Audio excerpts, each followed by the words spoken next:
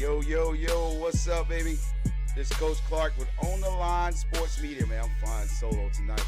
I thought I was going to have a few guys in. They may still tap in, but, hey, listen, man.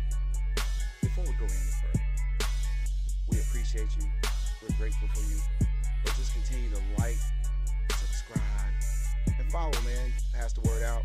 There's nobody bringing you this middle school football like we're doing it. So what we going to do today, or tonight, I should say, on a special edition of On the Line After Dark, man.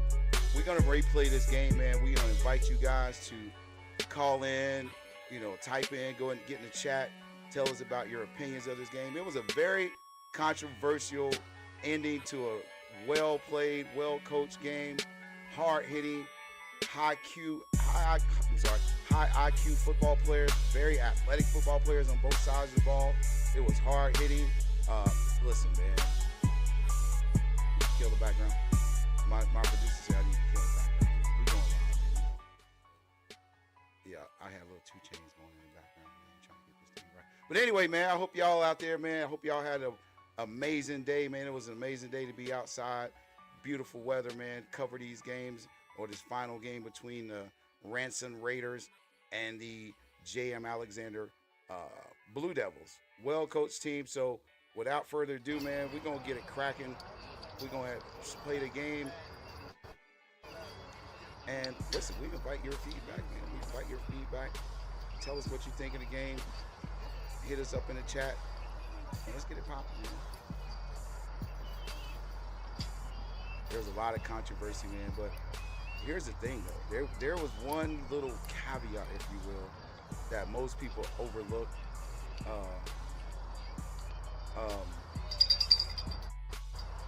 With this game and how it ended. So we're just gonna get right into it, man. If you guys hear that, give me a thumbs up in the chat.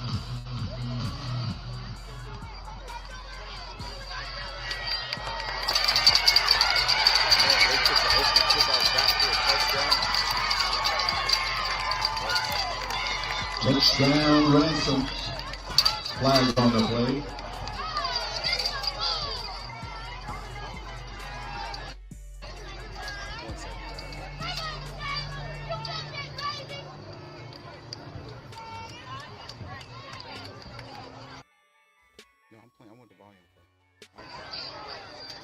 All right.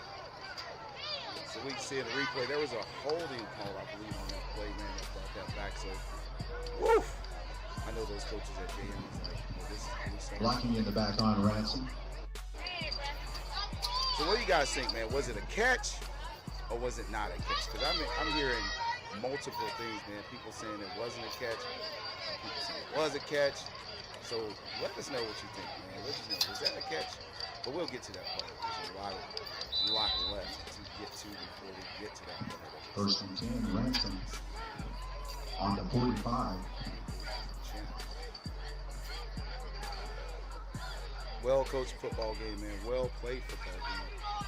With some serious athletes, man, on both sides of the ball. My prediction was that if it was a close game, I thought JM would have the edge. They could probably pull it out in the end. They almost did. And I felt like if Ransom got up, they're hard to stop. Once that machine gets going, man, there's really no stopping that. That kid, Junior, is a special athlete. But the great thing is they had 2 great quarterbacks on both sides of the ball as well. Aston Jones, man, he's a scrappy guy, man. He's a lefty like myself, so he's lucky lefty, but he's hard to bring down, man. He's hard to rattle. Makes a lot of great decisions in football in his hands. So, man, but let's talk about it. Let's talk about that. Fans are good. People are all over it, man. Let's see here. This guy said, appreciate your all season, coach. That's right. You guys fought hard. You played those guys. All right, I got you. But yeah, man, we appreciate you guys, man. Our goal is to constantly bring you the best, very best middle school footage that we can. Give these kids an opportunity to be seen because, listen, you know, everybody kind of looks over middle school sports, but ever since these guys at VTO and CMS have partnered up to bring this playoff series, we've seen the quality of coaching go up, the quality of play go up, because there is something to play for now. It's not just a, you know, conference channel. Now we got a conference championship, I'm sorry. But now you're able to see who is the best team in the city. You got 4 conferences. You got 2 teams from each conference that make the playoffs. That gives us our Elite 8. And then we break it down to the Final 4. And then we get to where we got to today, man. And I'll tell you, it didn't disappoint me. It was a great crowd. The fans were on it. He said it's definitely a catch with the upper body and the football breaking the plane before the bottom hit the ground. Okay. All right, so let's talk about this part. So this is, I think, the part that people are missing. And I've reached out to a couple coaches. Hopefully somebody can give me some feedback on this, because from my understanding, if there's a penalty, the play stops. So if everybody's wondering why JM had another opportunity at the end of the game, because there was a defensive offside by Ransom. So unlike the NFL, it's not a free play, right? There's still 2 let me get my percent. 1 second.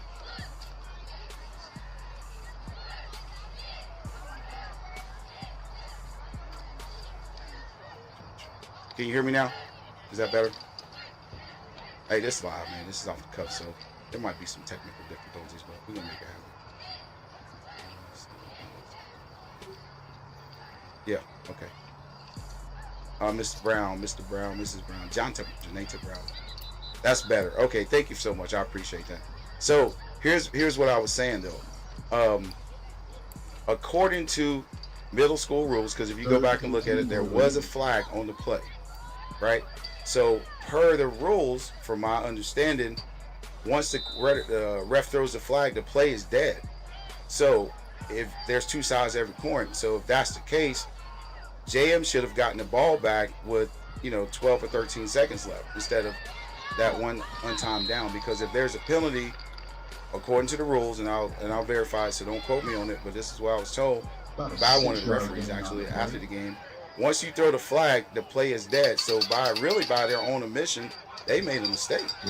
They should have had the ball back with a 5-yard advance, and then it would have been like 13 seconds left, because I think it was like 14 seconds. So if it was a dead ball, so it should have been immediately stopped, and they should have had the full 14 if we're looking at it from a rules perspective. So, whether he caught it or not really doesn't matter, because the flag negates anything after the play. So unfortunately,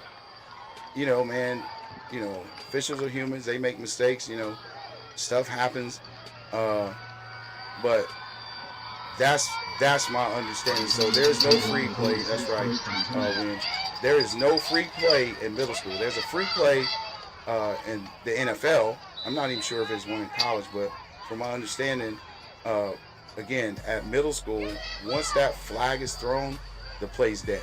So technically, if we're going by those rules, if those rules are true, then JM should have gotten the ball back with at least 13 seconds, or I think it was like 14 seconds in some attempts. So I'm not sure exactly, but I think it was around 14 seconds.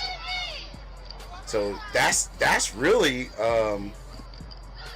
that really ends all the controversy, because if that's the case, then it really doesn't matter if he called it or not, because the play would have been dead. So I would have been curious to see what would have happened if he did score. And again, that's my understanding. That's my interpretation of the rule. Don't go back and say it. My man on the line said, no.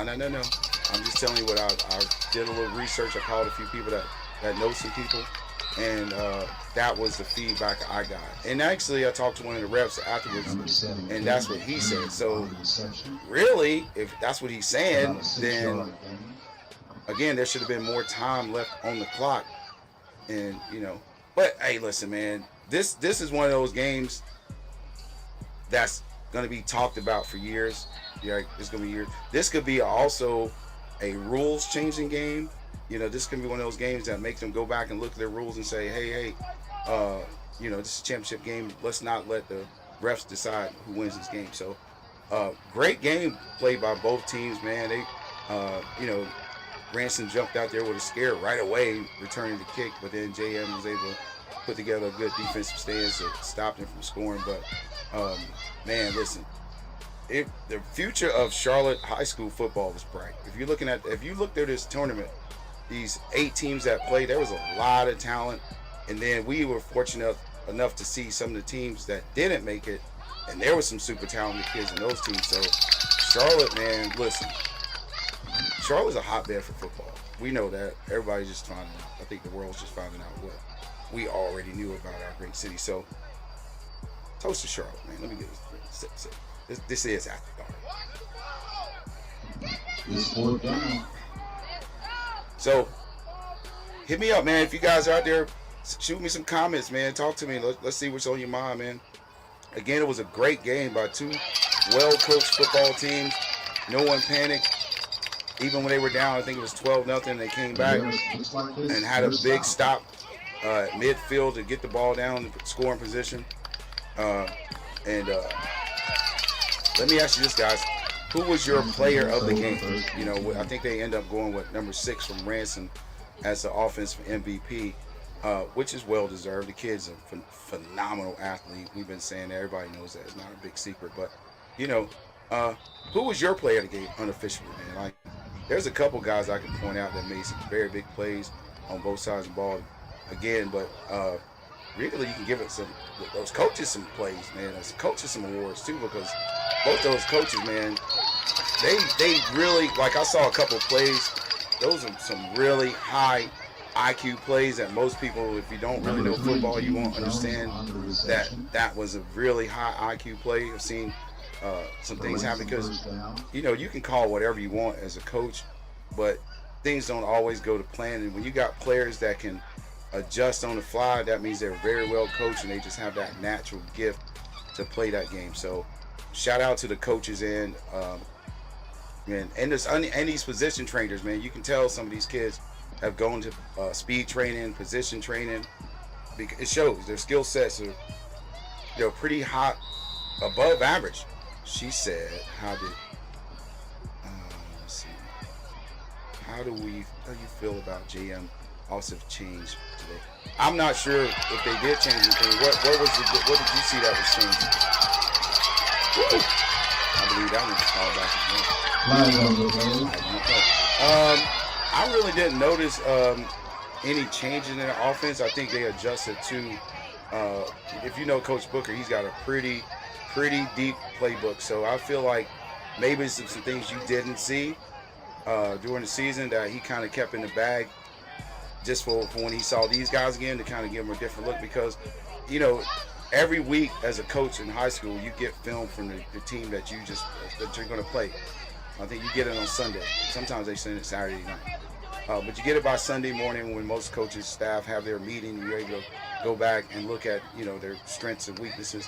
But the problem is they look at your team as well, and they might see what they're running offensively doesn't match up well with this team, and they're going to have a few different wrinkles. Everybody has their staple of plays that they're going to go to, but you're going to always see some things you didn't see on film. Like, that's just the way it is. So I feel like that's kind of where you could say the offensive change today. I feel like that may be the reason, just because of quality of opponent they face today. And you can't just run the same stuff you've been running all year, especially when you got a team that's this athletic, this explosive, and they can turn the game around. Like you see, they had a kick return for a touchdown, but it was called back, and then another explosive splash play for a touchdown that was called back. So, you don't.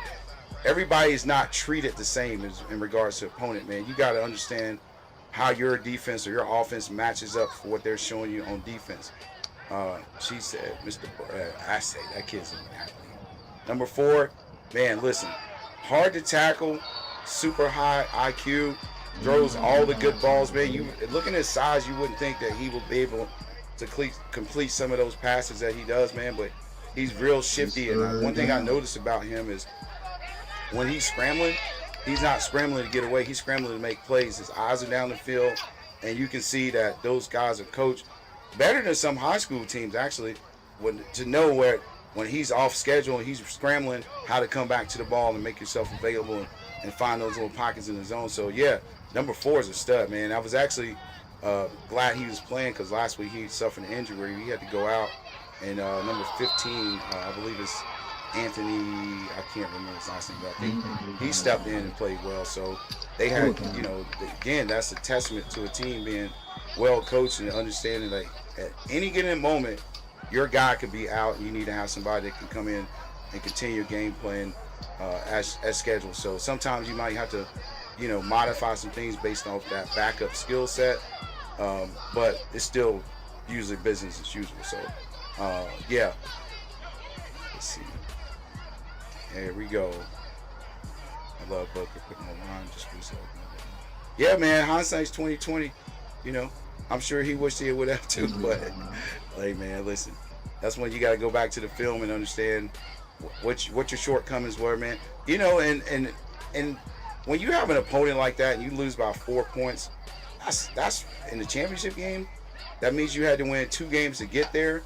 And then Ransom was fortunate enough to go 3-0 through the process. So, you know, listen, they're the final 2 for a reason, right? They got some gritty players that face controversy. I think they played early this year, but I feel like, you know, it's hard to beat somebody twice. But obviously, Ransom found a way to pull it out. But you know, it was a great game, great game all the way. Some hard hitting. You know, no one really had that many splash plays because both the defenses are very fast and they tackle well and they gang tackle. They get people to the ball. So, you know, this is a teach tape, man. So when you can do that against, you know, a team that's pretty much been the favorite to win it all this year, you know, especially with the absence of the Pirates not being in it for the final after 2 years winning the city title, Piedmont. And, you know, the stakes were a lot higher this week, man. This is a lot higher stakes in this playoff because you get to be the next champion. Now your name gets to go in the banners, man. They can't take this away from you, bro. And the way it went, man, these are grandkid stories, man. These are kids' stories you tell your grandkids about when you played at, you know, it was 2,000 degrees outside, but it was snowing too. Well, you know how you make the big fishtails. But man, they're going to have some great memories. And those high school coaches, guys, if you weren't out there, I think you missed out on watching some phenomenal talent. Shout out to Coach, I can't remember his name, but from Hopewell, he was out there sideline. There was a couple other coaches sprinkling around there. I can't really recall them, but man, you guys missed an opportunity to see some major talent coming up in JV levels next year. Some of these kids a couple of these kids will probably start on varsity. Depends on where they go, what system they're in. But I see, and not just on the skill guys. There's some linemen, man, that was really putting in that work. Number 56, yeah, he was a guy. He was putting in work. Maybe number 6. Yeah, of course. Yep, absolutely. Man, like hard hitting, man. Look at these guys, man. You can see it. Look at that. It's 8 guys around the football. 9 guys around the football. That's coaching, man. That just doesn't happen. Anthony Smith, that's my guy. Anthony Smith, that's the guy that's the backup. He came in and did his thing, man, last week when Jones went down. So, man, and shout out to those J.M. Alexander parents and staff. Man, they travel very well. They support their kids. Ransom supports their kids. So what you're seeing now is actually the first quarter. But what you don't see is there's a line of people that didn't even make it in for the first quarter. As we go on, you're going to see this thing fill up, man. Those guys at VTO did a great job getting that thing out there, getting promoted, man. And we partnered up with them, man. We were able to do some live broadcasts for you guys and make sure that you guys are getting great footage and up to date. And for the coaches, man, the reason why we film the angles we film, this is teach tape as well, man. This, you know, if you're a coach, you get to see the whole field, right? You don't want to see behind an offense or behind you. You can't really see. You can see what they're doing, but you don't really see what they're going against. But when you can watch it at this angle, man, you're able to really coach. You know, this is good film study, man, for your kids. You know, watch your position, guys. And you know, that's another thing, man. A lot of these kids, especially high school kids, they don't really watch football. I don't understand that, but I feel like these middle school kids, because they're look at this guy standing. He's a guy. He is a guy. A little undersized. I'm just curious if he'll hit that growth spurt or you know what else he can do. But I feel like the guy has the IQ to play. Like a lot of kids would have thrown that, tried to force that pass in. He took what they gave him, and they gave him a first down. You know, that's just smart football, protecting the football. Yeah. So again, back to the coaching. But hey, man, listen, don't let me talk y'all to death, man. Y'all help me out, man. Let me see if I can get somebody to join me. Let me see where my homies at.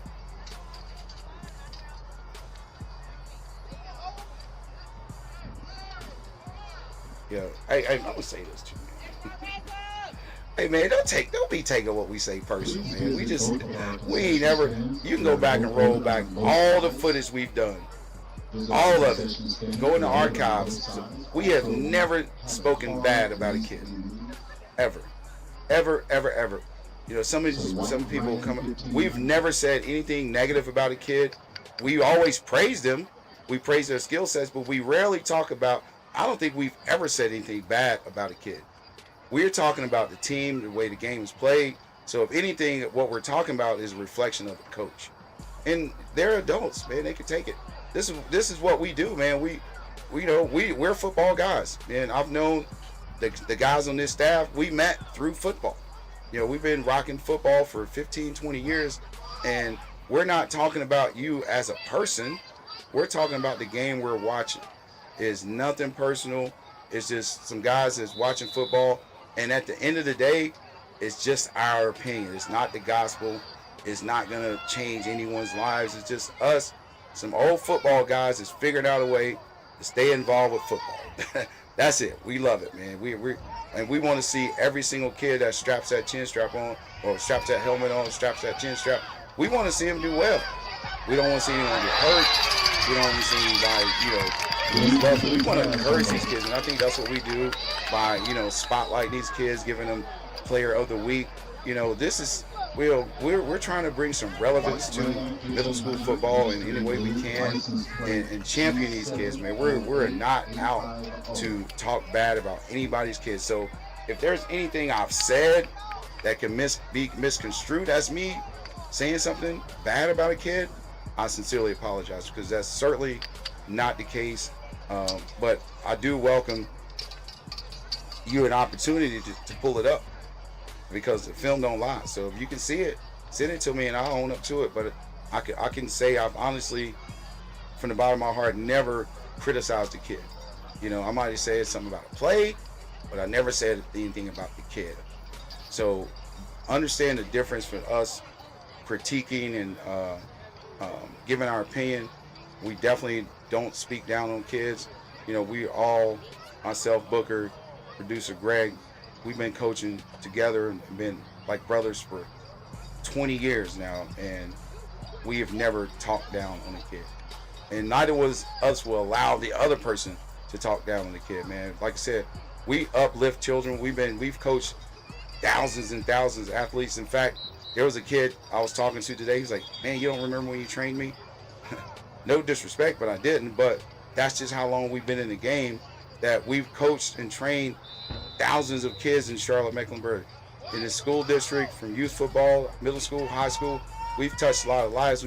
We've worked a lot of camps, Nike camps, Under Armour camps, Adidas camps, local camps. We've touched a lot of kids, man, and there's not one person that can put anything bad on our name when it comes to these kids. So I'm not even entertaining it.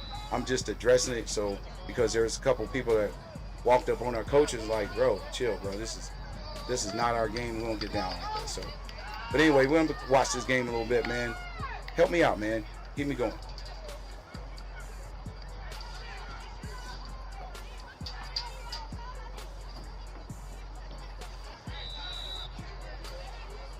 No one expected this, man. 0-0, 7:50 left in the first half. Man, there is nowhere to run. but he made something happen, bro. That's the quality of these athletes too, bro. You think they're hitting the backfield and they find a way to get 5 yards. That's crazy. You gotta love the replay also. In case you missed it. Shifty guy. Yeah, you guys, high school guys, get some jewels, man. I believe most of these kids were 8th graders. There was some 7th graders, but I think both those teams were pretty heavy 8th grade kids. It's gonna be playing high school ball next year. So the future's bright. Oh, love the way he kept his eyes down the field, extended the play. You can tell this kid watches football. Doesn't see it there, does his first read's not there, rolls out, extends the play because he's athletic, points his kid in the right direction. That's just a bad throw, man. That's a hard throw. Running full speed and try to, contort your upper body and get your core, have the core strength. That's pretty impossible to do at this age, but he made a great effort. But people don't. That's a hard throw to make. This kid is shifty. I know he gave Hugh nightmares as a defensive coordinator. That guy's. That's the kind of kid you got a game plan for, man. Like, you're gonna always run into some studs, man, that you got to really game plan around. We appreciate that, Williams. Y'all have done nothing but uplift the kids since I've watched the show past 3 or 4 months. We appreciate that, man. That's for sure, man. We don't believe in criticizing children, man, because at the end of the day, these are 12, 13-year-old, 14-year-old kids, man. Like, we're not here to beat anybody's down. And that's, at the end of the day, that's someone's child. So we respect that. We're talking about the athlete, but most again, our critique is going towards the coach and not necessarily the players. Yes, sir, coach. Yes, there's a lot of talent, a lot of future D1 kids out there, man. And y'all don't be overlooking those linemen out there, man. The trenches are the reason why these boys are able to do the things they do with the ball. So they block well. Look at that wall. You can see that wall. Craziness. Good coaching, man. Kudos to Coach Carrs and JM for not stopping. They were. Yes, they were. They were, man.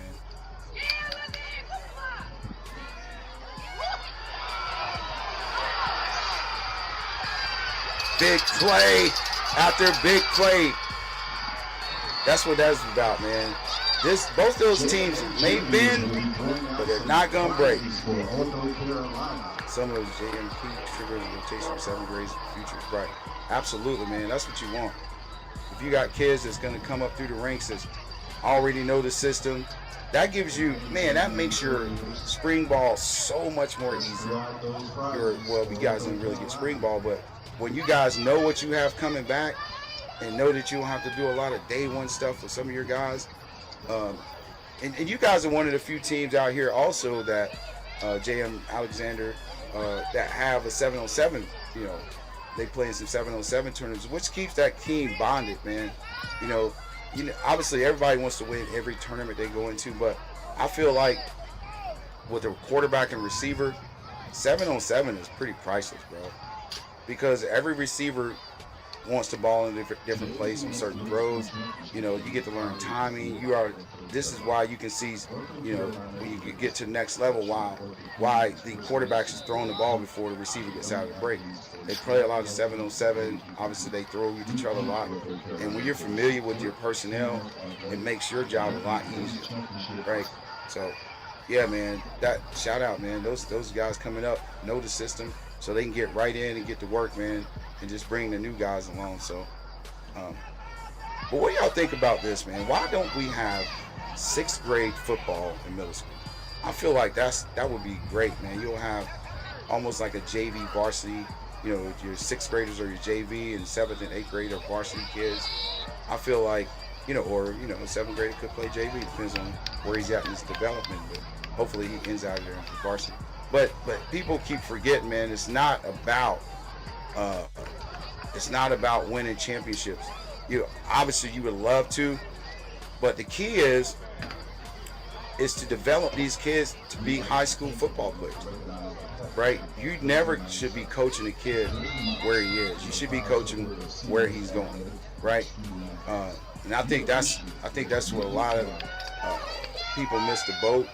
And it's not to be critical. It's like, you know, you might not have the appropriate staff to be able to do those things or do individual work, and you know, you might have to do a lot of teamwork. But you know, the goal is when that person leaves you, he can go into another system and just fall right in. Obviously, learning a different language and you know the way they do things. But football is football. No matter where you go, you got to be able to run, you got to be able to tackle, you got to be able to catch, you got to be able to throw. So with those four things, it doesn't matter who you play for. That's right, Coach Hall. Coach Hall is one of the best recruiters that I've ever met. Man, he gets a lot of kids in college. So if you see Chris Hawk, man, you might want to follow him. You might want to send your kid some information, and he knows some people that know some people that know some people, and you might be able to make some things happen for your kid, man. Because right now, the way it is for college football, your huddle tape's not enough. You got to know some people. You know, because they're not going out to high school kids like they used to. They're going into the portal where kids are, you know, proven players. They're a little more mature. They've been away from home for a couple years. They've gotten bigger. They know more football. So they're not going and really trying to start over. They're just trying to put pieces in that they're missing with a guy that knows how to play football. So I would encourage you guys, man, to, off seasons here. You know, a lot of people. Only people that are playing now are the people that are, you know, have an opportunity to win a championship. But if your season's over, it's an opportunity for you to go get with a position coach, get with a strength coach, get with a speed coach. You know, also, you know, make sure you're, you know, doing recovery, get maybe some yoga, get some massages, some sports massage, but take care of your body. Get a good nutrition plan. You know, if you're trying to make football your thing, your body is the vehicle. You got to take care of the body. You got to take care of the IQ. You got to learn the position. You got to learn how to play it at the next level. So, you know, I always tell the kids I train, you know, you have to think and treat your body different than your friends that don't play sports, right? You can't be up all night playing video games. You know, the things you're sacrificing now when you're young and you're broke are the things that you can be living a beautiful life later in life because you are sacrificing these things right now. And it's not, to me, it's not really a sacrifice. It's just part of the process for you to do what you need to do to get where you're going. Because if you do what you need to do now, and you get to that next level, and when you're in your 30s, early 40s, or late 30s, you got some bread, you can do whatever you want and have fun. So, you know, take care of your body, man. If you really want to be, you know, think about this, man. If those kids out there listen. And parents that got kids that have aspirations of playing college ball or even pro ball. 99% of the people that play football don't play in the league. So if you want to be one of the 1%, you got to do what the 1%ers do, man. That means you got to be committed to this thing early.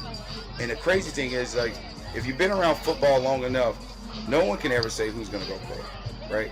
But we can all see talent in the future in kids. If you've been around football or any sport for that matter long enough, you see those things that separate these kids from other kids, right? And the crazy thing is, like, people think it's like these guys that play Division I ball are super talented, which they are. But there's a lot of guys that's just as talented as they are, even more talented, but they don't have the discipline that those guys have. They don't train when they're tired. They miss meals. They want to go hang out at all the parties. They don't want to study film. They don't want to do anything. All they want to do is show up on Friday nights and play football. Well, that's going to ensure that that's all you do is play on Friday nights. But if you want to separate yourself, you got to be willing to let some of that stuff slide. I'm not saying don't have fun when you're in high school. You know, every now and then, kick it. But if you got different goals, man, you got to be different. You got to have a different mindset. You know, and like I said, there's a reason why out of 100 people, let's just keep it simple, one person makes it at that next level because they're willing to do those things that the other 99 people aren't willing to do. Shameless plug, but if he's looking for weight training, you talking to him, man. That's what I do. I'm a strength coach over at Butler, train hundreds of kids. around the city in strength training. I do have a high school prep program for middle school kids that, lets their body adapt to the load they'll be facing when they start training in high school. So they go in there and not into a culture shock. They understand exactly, what they should be doing, why they're doing this lift, and what they're looking for in the lift. So, yeah, shoot me your info. We can talk about it. I currently have classes on for middle school kids on Tuesdays and Thursdays. So, yeah, we can definitely make it happen. Just hit me up, and whoever he is, tell him to come ready to work. We don't play no games.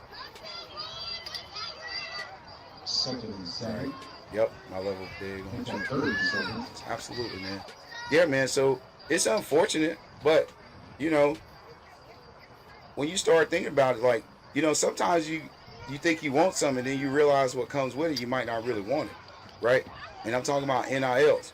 So they paying all these kids big money. You think they're gonna take a chance? If I'm paying you that big money, that means I am dipping into that university's pocket. That means I gotta win games. Guess what? I need to win right now, not 3 years from now, because there's no rebuilding in college ball no more. Either you're gonna win or you're gonna get fired. Bottom line, they just fired LSU coach. They just fired Florida State's coach. They fired Penn State's coach. They don't care. And these teams only lost 2 or 3 games. These are perennial powerhouse programs that's always in the conversation for the playoffs and championships, and they lost 3 games and lost their job.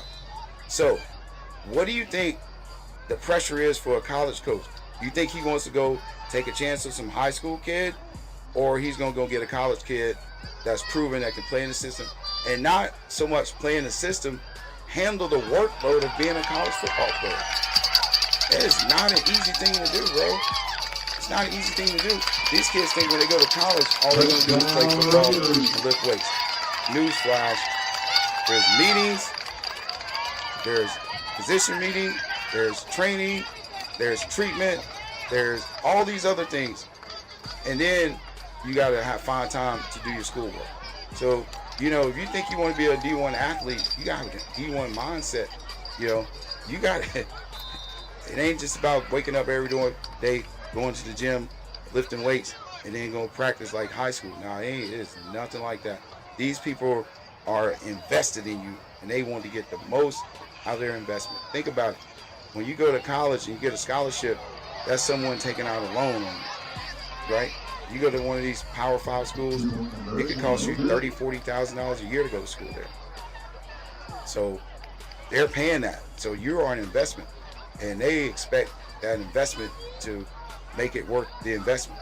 You got to put that work in, man. So get out the mindset of thinking, I want to play college ball and it's going to happen.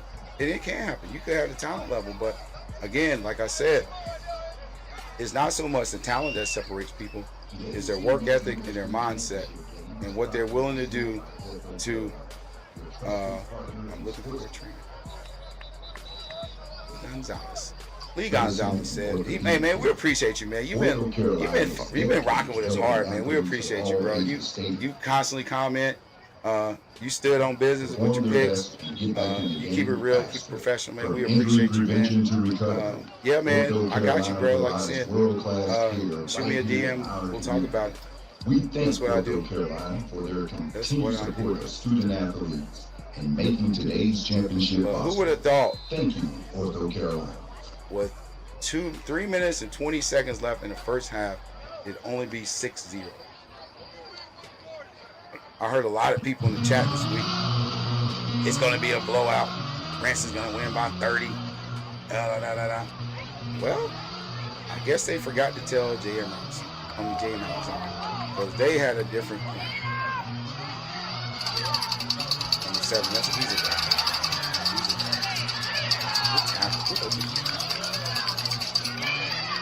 Yeah, man, this is a football game today, guys. If you didn't make it out, man, you really missed a good opportunity to see the future of Charlotte football. Like I said, I was a fan of the game. It was really hard to pick this game because I know the thing is, it's like, you guys know the players. I know the coaches. and I know what they're capable of. I know how they prepare their players, so I didn't feel like it would be a blowout whatsoever. I thought it was going to be a close game like it was, and I really picked JM to be able to pull it out if it was a close game. But Ransom, if they got up 2 scores, nobody's catching it because they're just as good on defense as they are on offense. So if they get going, it's over. They're not going to just give up easy scores. As you can see, if you watch the game today, you realize that it took them 3.5 quarters to score. Right? So, cheers.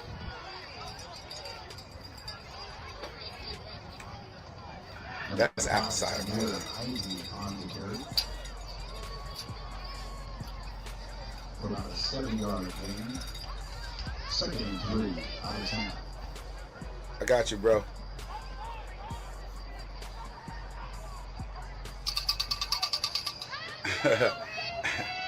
Yeah, Lee. Lee said y'all gonna get. She said blown off the. He said blown off the turf.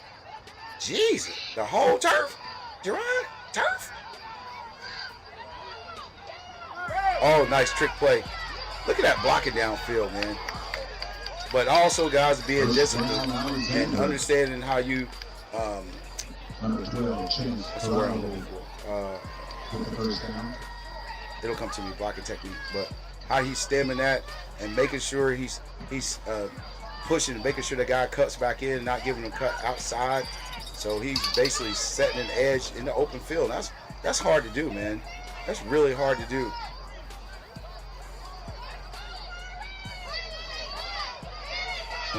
Big boy. The bus was rolling.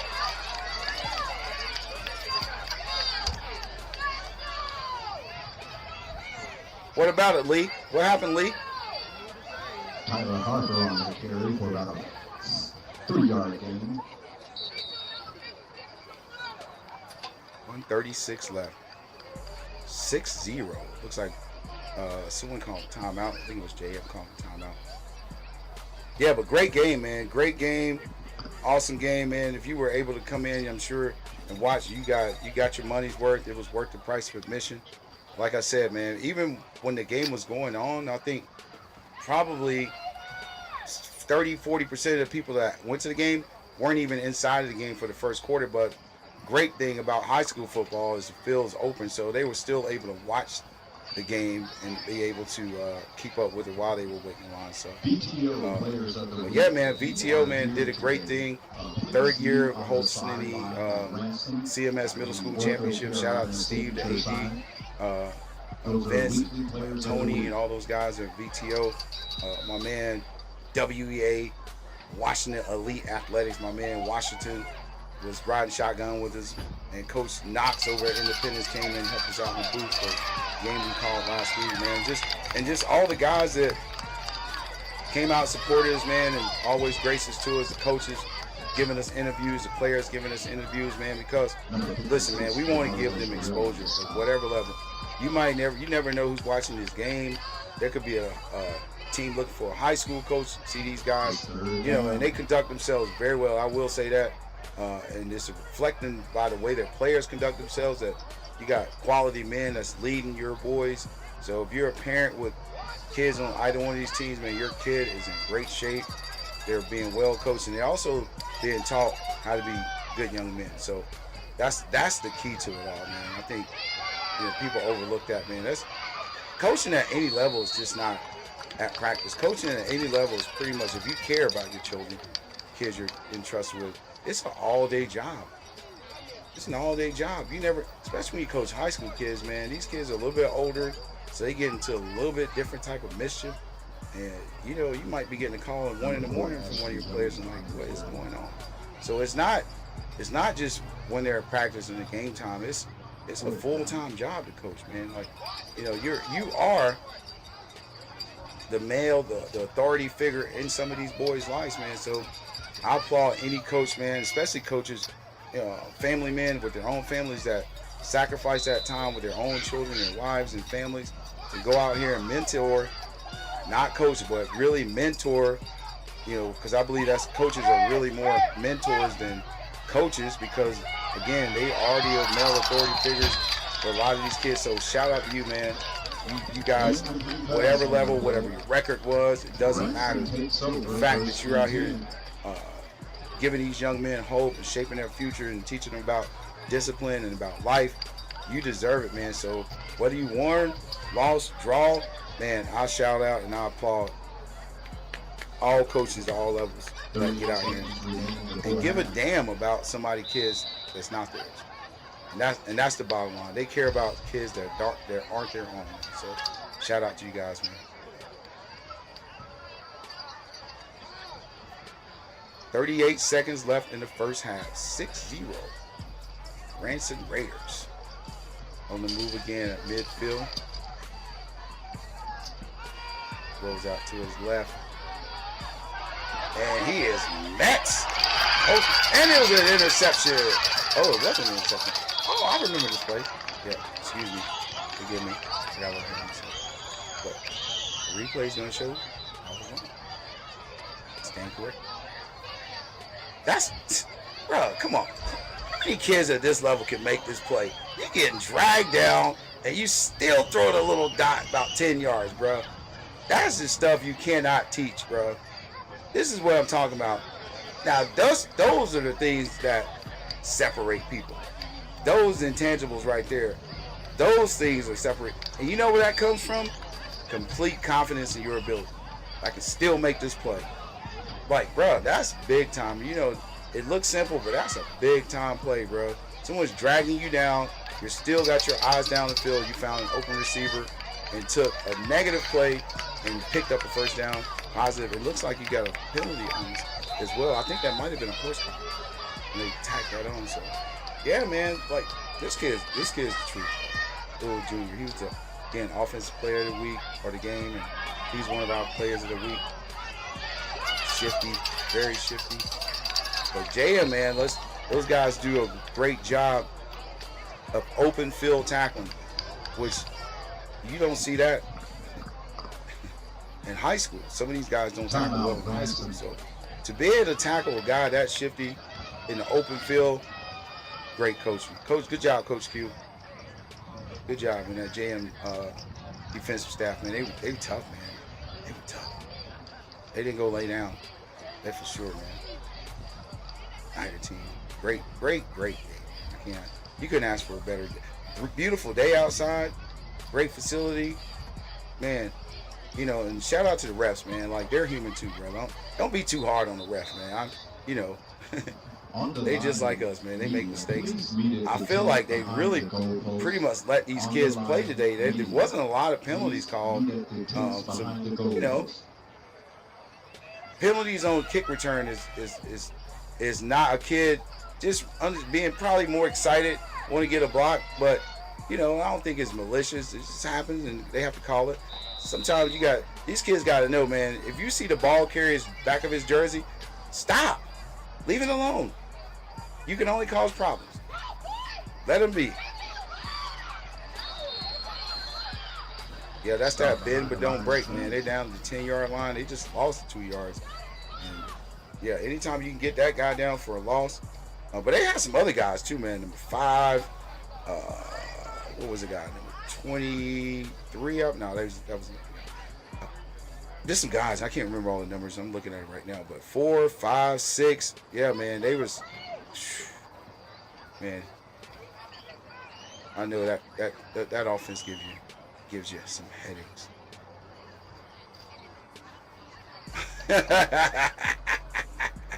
My man said, shout out to the fans buying all the food before halftime. I was hungry for 2 hours. Hey, man, you know what's crazy? I was like, dang, those burgers, man, whatever they got going on, it smells pretty good. Oh, maybe that was last night. I think that was last night. But anyway, hey, man, listen. You got to be there to get there. You know what I'm saying? Maybe you got to show up a little bit earlier next time. 23-4. Yep, absolutely. That was right. I thought 23. Yep. There's some guys on those teams, man. Yeah. If you guys are listening from JM or anybody out there, man, shout your guys out, man. Put their information in the box in the chat. We'll put that on the screen, man. Let everybody see them. But yeah, man. So back to that controversial call. again, if you go by the letter of the law, by the rules, then it was actually, oh, what a play. Just missed him in the backfield.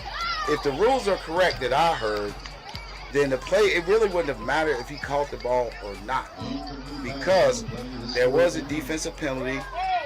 Unlike the NFL, it's not a free play where you can just throw it down the field, whether you throw an interception or not, you're still going to have the ball. It wasn't a free play.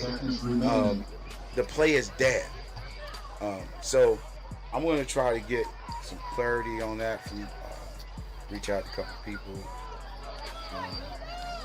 Hopefully they'll hit me back. But yeah, my understanding of the rules is, Chris Hawk, you might know something about that. You're familiar with the thing. So if you know anything about that, or anybody out there listening knows the rule or can look up the rule and post it. So from my understanding, once they throw a flag, that play is dead. So whatever happens after the flag hits the ground is irrelevant.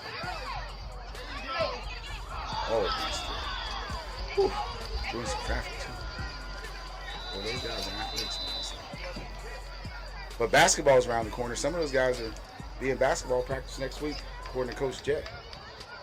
And that's the half. So that's the half. Let's see if I can speed this up.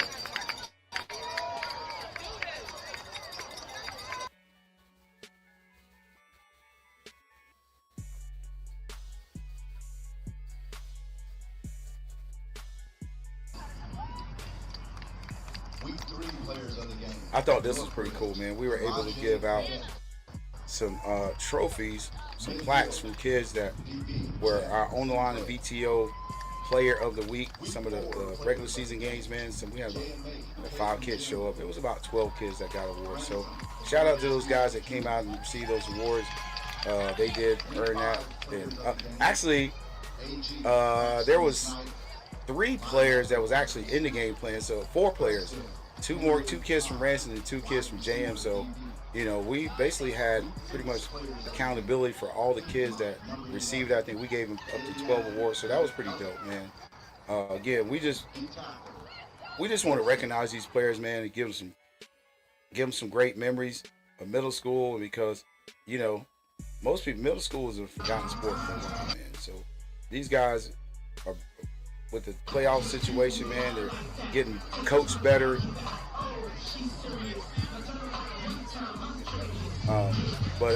Yeah, man. So, you know, so we just want to champion these kids, man. We just all about them kids.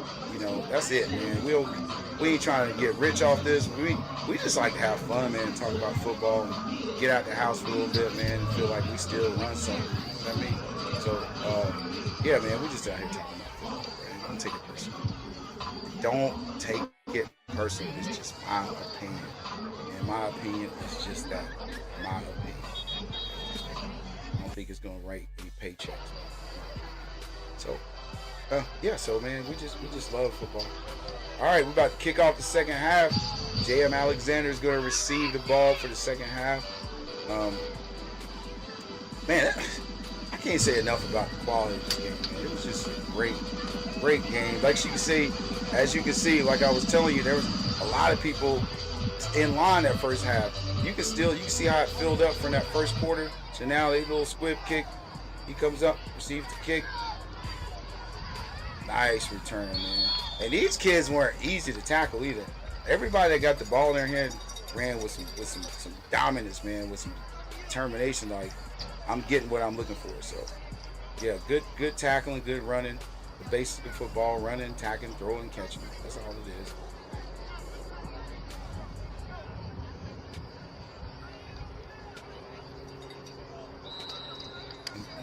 JMA returns the ball out to the 47, first and 10.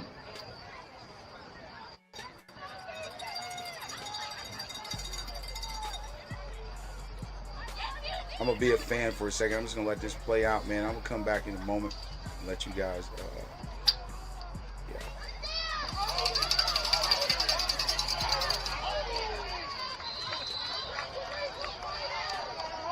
Number 7, Hayden June on the carry.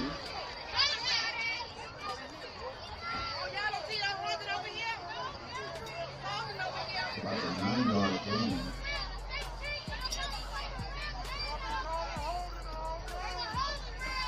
an 8-yard gain. 2nd and 2 for JMA.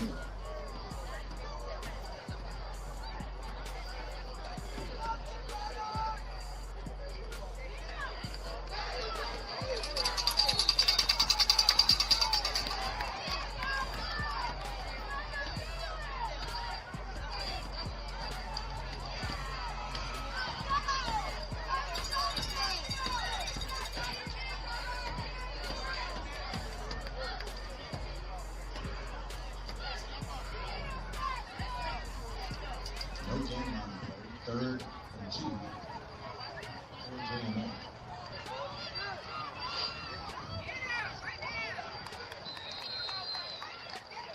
First down, JMA. Number 7, Caden June on the carry. 1st and 10 on the 35.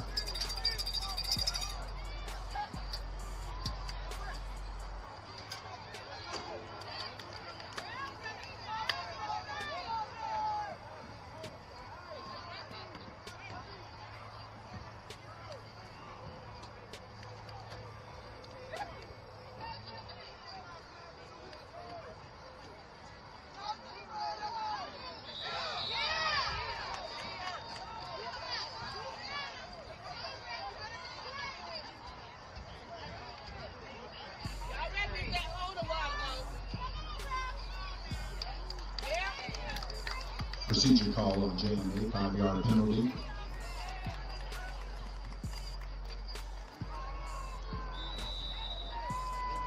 Repeat first down, 1st and 15.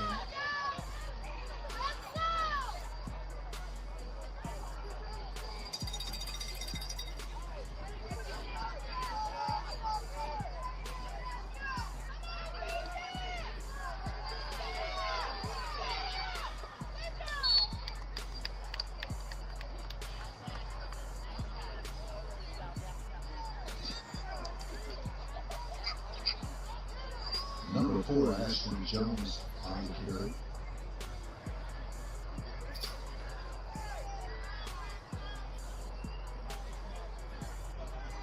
Second and 13.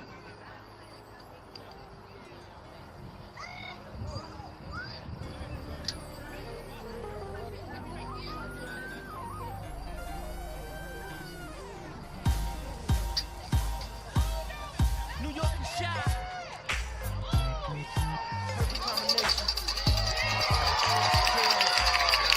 Interception on the play.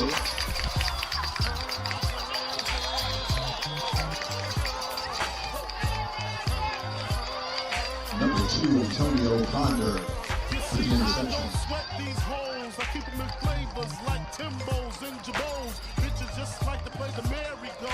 Yeah, we know, drop the scenario. It was me, D, the MPV, the blunts and brute thing, knocking some Wu-Tang, M-E-T-H, oh shit. Look at them lips and them hips on that bitch. He hit the dip, so I could drop my Macadocious shit like the blunt clip and recognize a pimp. Needless to speak, the G's obsolete. Don't sleep, bang the skins in the week. On the creep up the avenue, I seen her on the block. Who she rapping to? That's my nigga D. Danny got G. Now she fucking him and fucking me. See? Number 4, Jalen Dixon on the reception for Ravens first down. Girl, show me how you work that thing. You make a motherfucking dog wanna sing. Baby, can't you see? We gon' fuck until 6 in the morning. Now I play a fall like a moon play a star. She still sweat me hard cause I'm a rap star. I'll be cruising up the block, I'll be passing her.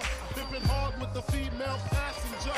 And the only time I call her to hang is when me and D blunted up, pissy scheming on a gangbang. She should've used the intuition, then she wouldn't be classified in that position. Listen, she's saying I dissed her cause I'm fucking her sister. A message to the fellas that really get some pissed.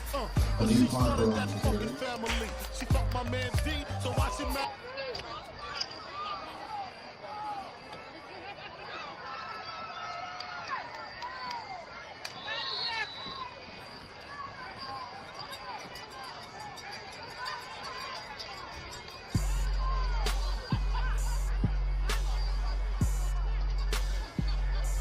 8, Daniel Jenkins on the carry, no gain. 3rd and 7.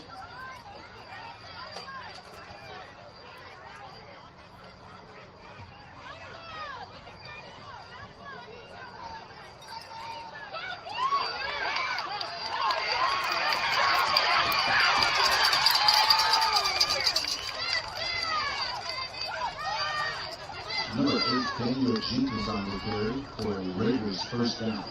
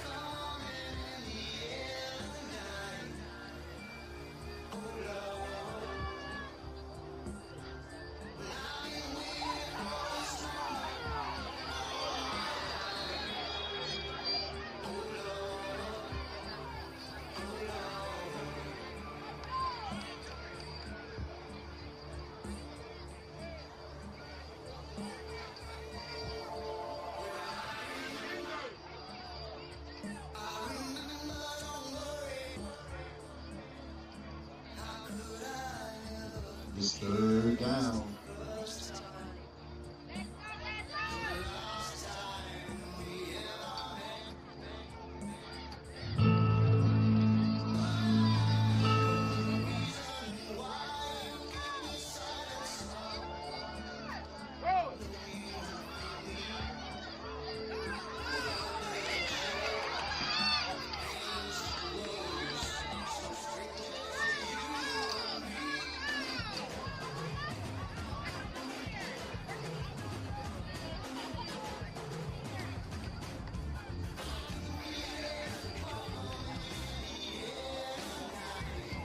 Number 6, the Arizona team. It's 4th down.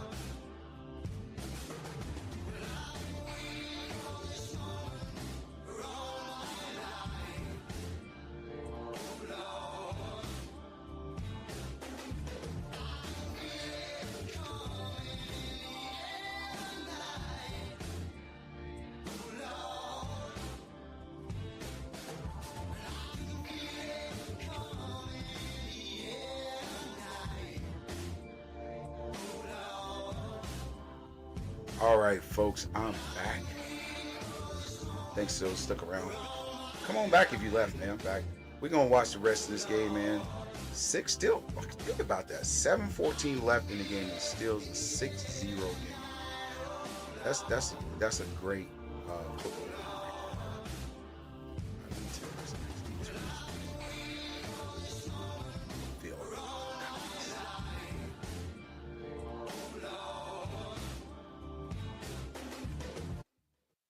All right.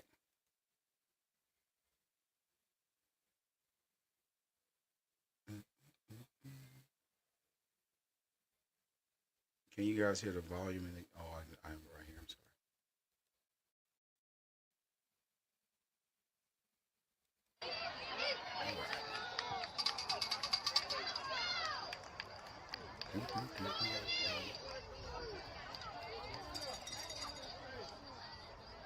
All right, man. Listen, I'm back. We're gonna watch the last 6 minutes of this game, man. It got really interesting in this closing moments of the fourth quarter. As you can see, it's 6-0 lead, man. They're knocking on the door at the 5-yard line. Looks like it's 3rd and 2 from the 5, so they can get a first down or they can score.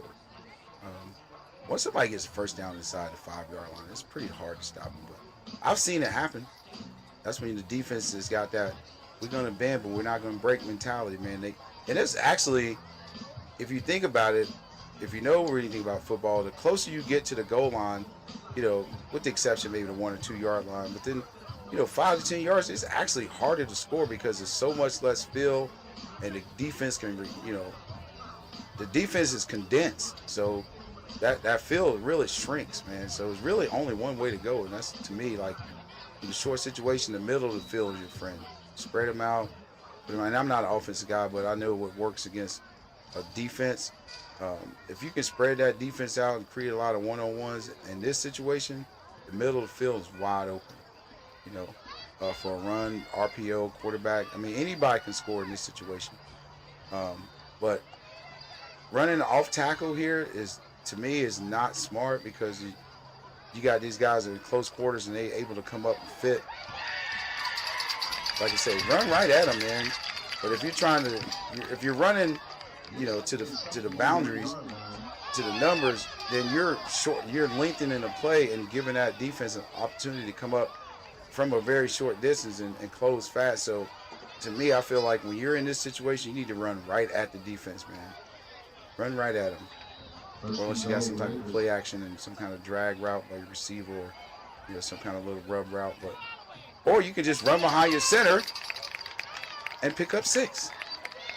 Which center means middle of the field. That's usually the vulnerability with the defense right there, because especially at that level, depending on the depth of the linebackers and their ability to read gaps. You know, it's going to be hard for them to they can get to the second level easily.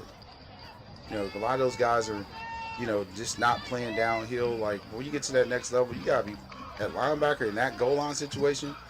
First of all, I'm not going to put my feet in the end zone as a linebacker. I'm on it, my heels on the line, man. I'm going to fit that gap as soon as possible. You know, they put 4 men down, and you're going to have to earn it right here is what I'm trying to tell you. You're not going to run between the tackles. If you're going to run between the tackles, you're going to break some tackles. So, like I just said right there, heels on the line, you're not getting here. By the time you get past the first level, we're fitting second level. So, but nonetheless, 12-0, 6:14 left in the fourth quarter.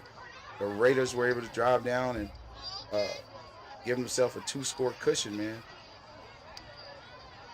2 scores. Now, this is where I thought would be the danger zone if this was earlier in the game, right?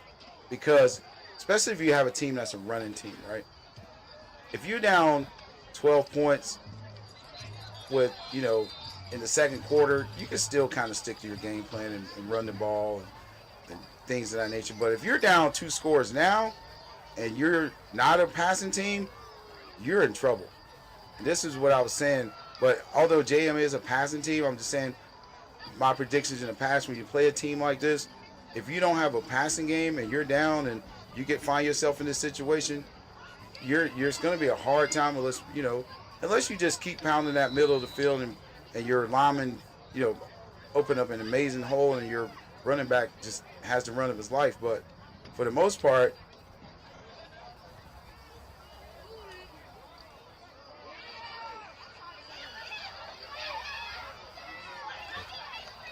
all right, man, so here's what we're going to do. We're going to scroll down. We know what happens right here. We're going to get down to right where JM scores. Let me show you that score.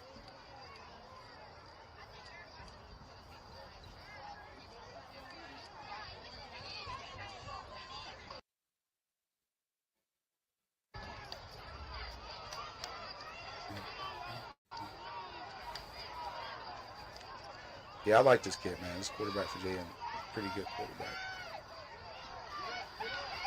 Rolls out. Look at that guy, man. Staying on his feet, still looking downfield. Tried to make something happen.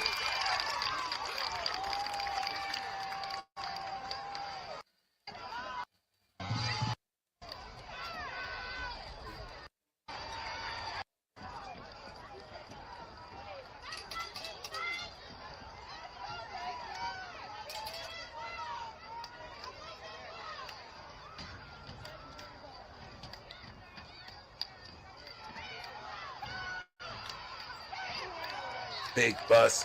Hey, man, while I got you guys on here, man, please go to the page, like, subscribe, follow, drop us some stars, man, so we can continue to bring you this amazing content, keep you guys going, man.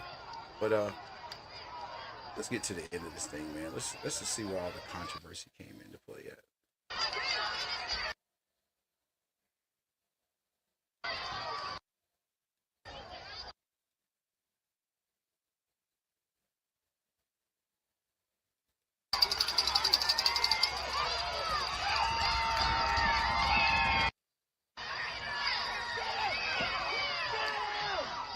Scrambles out. So this is what all the talk's been about right here. We're coming up on it, man. The moment of truth. Did he catch the ball? Was it a score? Was he down by contact? Was he short? And does the penalty negate the whole play? That's the conspiracy theory, man. Does the penalty kill it all? And we'll see from this angle, obviously. This is a great angle. I think it was like about 14 seconds. Let's speed this up a little bit.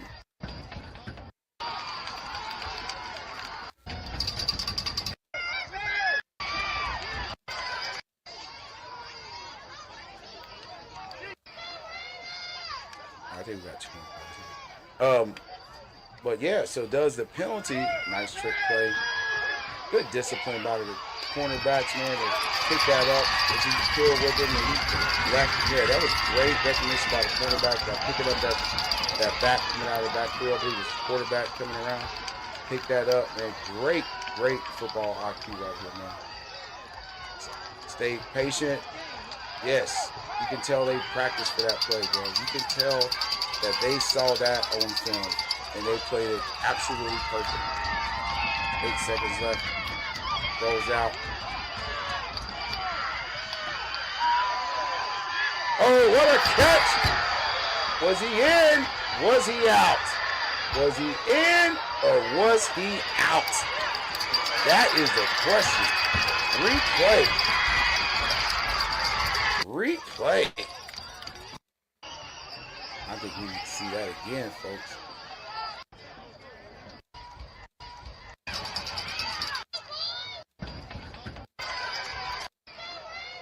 Here we go.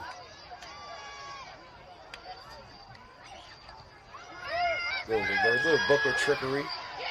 Some Keith Booker, but they were having none of that. Great football IQ plays right there, man. Again, when that linebacker saw him peel, he obviously knew what to do. It was like they've seen this play 100 times before. No one panicked. Get right to the quarterback. Double up on the receiver. He's actually triple coverage. Quarterback, dead play. Great defense. All right, he rolls out to his left, looking down the field. That is 35-yard line. Heaves it up. And the receiver makes an amazing catch. But is he in or is he out?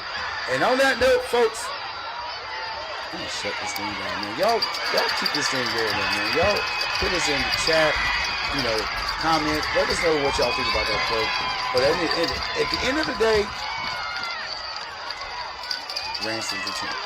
So we can't take that back. And we don't want to take anything from them. So, hey, man, we appreciate you guys that did follow us, man. Thank you for a great season of coverage. ODL, thanks to the coaches for your time to work with these young men. Off season starts now. Congrats, Ransom and JMA. Absolutely, Williams. We appreciate that, man. Let's go, man. So we appreciate you guys being online tonight. Man, I know you guys probably had some dates and all those things, man. So we appreciate you sharing your evening with us, getting on, support these kids. But like, subscribe, shoot us those stars, man. But On the Line Sports Media, man. Coach Clark, we're out.